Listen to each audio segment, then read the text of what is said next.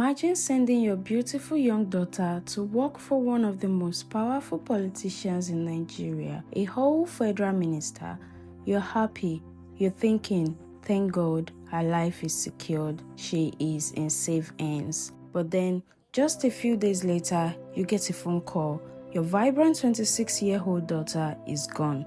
And not just gone, her lifeless body was found right inside that powerful man's village mansion. My people, sit down, grab your drinks, grab your chin-chin, because today on GistOven, we're talking about a story that will shake you to your very bones. This isn't just regular social media drama. No, this is a real-life horror story that has kept Nigeria boiling since June 2026.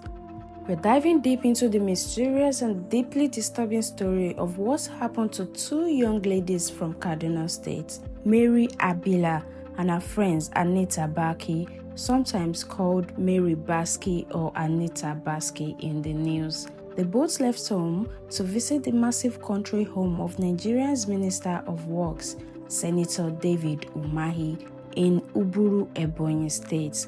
But here is the twist that will make your skin crawl.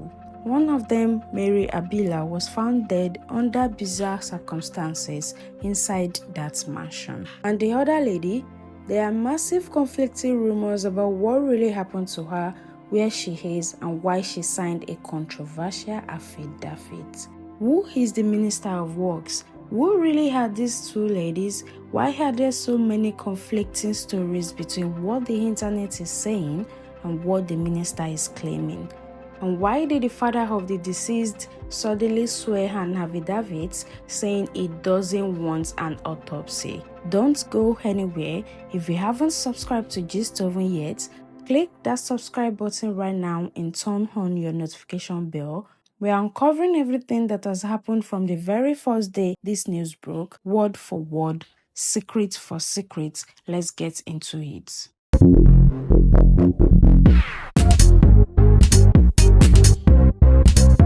Before we talk about the horror that happened on the 9th of June 26 into June 27, 2026, let's look at the people involved. Who are they? Firstly, let's talk about the man at the center of the storm, Senator David Umahi.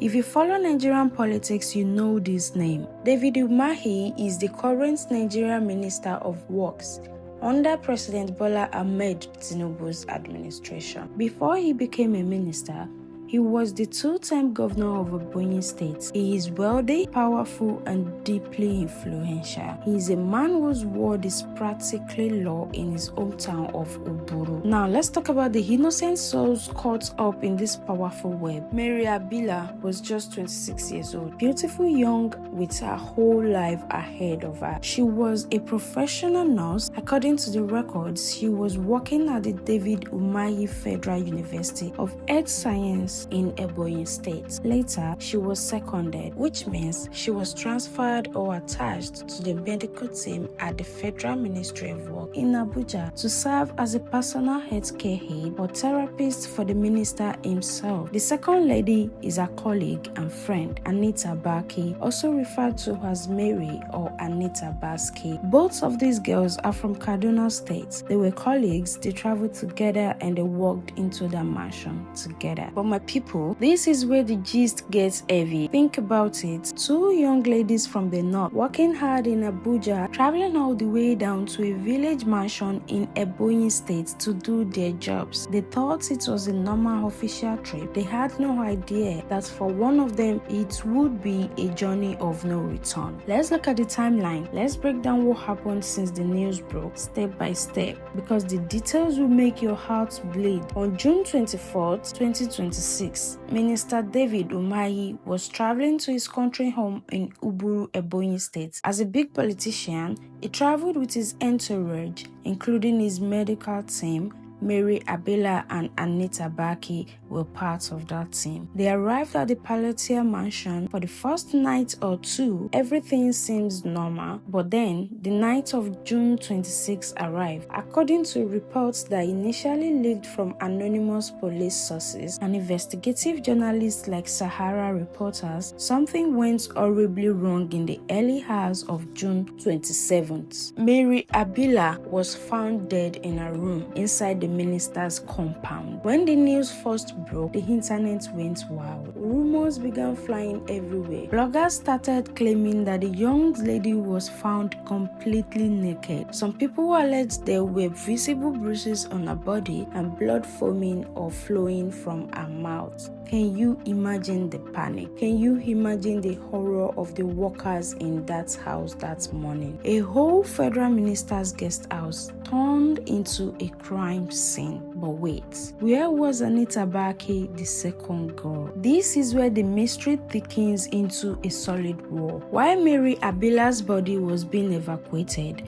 the public started asking, where is the friend? Where is Anita? Initial viral reports claimed she had completely disappeared into thin air or was being hidden away. The silence from the authorities for the first few days was deafening. No press release from the police, no immediate statement from the ministry. It took investigative journalists digging into the dark corners of this case to blow the lids off the secret. And when the lid came off, the drama truly began. Now, as you know, in Nigeria, when a big scandal blows up on social media, the people involved can't stay quiet for long. On Thursday, July 16, 2026, the Minister of Works, Senator David Umahi, finally held a massive press briefing in Abuja to clear his name. And what he said opened a whole new chapters of questions. First of all, Umahi was very angry. He vehemently denied any foul play. In fact, he called the rumors politics taken too far. He claimed that people were trying to destroy his political career using a tragedy. Let's look at his exact defense. Umahi said Mary Habila wasn't just a random worker. He said, the lady in question was like a daughter to me. She lived and stayed with my family for 3 years. He described her as one of his best, most dedicated workers. To prove how much he cared for her, the minister revealed that Mary had a history of serious medical challenges. He claimed he had personally spent millions of nairas funding her treatment, including paying 2.2 million naira for medical bills at a Turkish hospital just back in April. Then, Umahi dropped what he called the final puzzle piece. He claimed that about an hour before Mary died, she was on the phone with her boyfriend. During that call, she complained to her boyfriend that her nose was bleeding heavily. According to Umahi, the boyfriend allegedly hung up on her because he didn't want to deal with the stress or make things worse. He insisted his lawyer were tracking down every blogger spreading evil narratives to sue them to court. Now, GistOven family, let's talk about the most confusing and heartbreaking part of this entire saga, the aftermath. Naturally, the Ebonyi State Police Command and human rights activists, including the likes of Omoyele Sowore, immediately demanded a full independent coroner's inquest and a transparent autopsy. Sowore argued that you cannot find a young girl dead with blood coming out of her mouth inside the politician's house and just bury her quietly. The police insisted they were going to hire a pathologist to find out exactly what killed Mary. But then,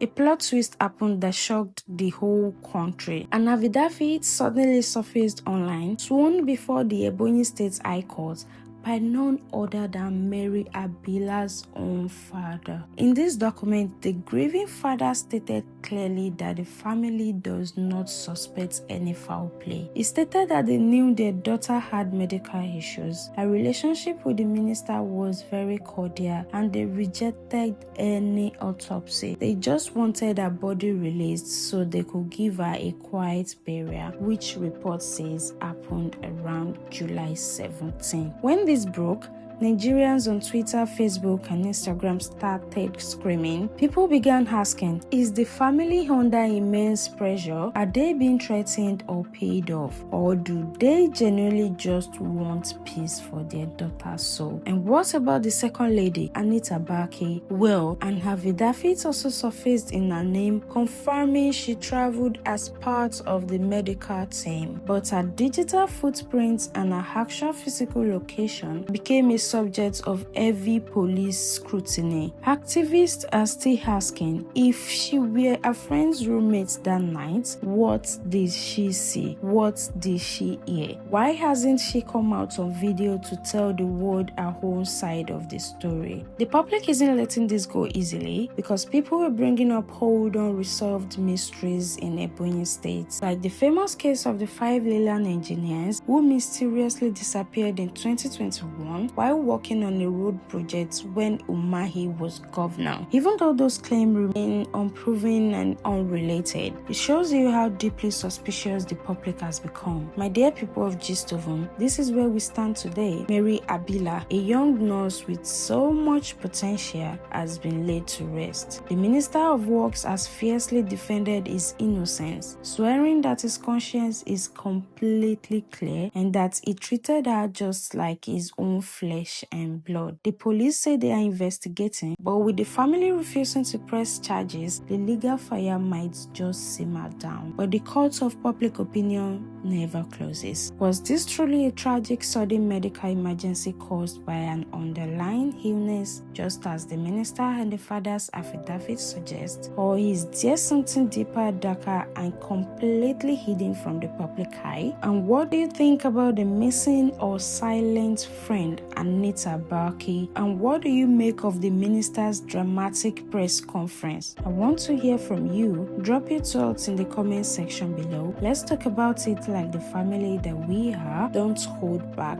but please keep it respectful. If this deep dive gave you the chills, please give this video a massive thumbs up. Share it with your friends. Share it on your WhatsApp statuses. Let's keep the conversations alive. Don't forget to subscribe to GistOven for more raw, unfiltered, and deeply human updates on the stories that matter. Until next time, keep your eyes open, stay safe out there, and I'll see you in the next gist. Bye!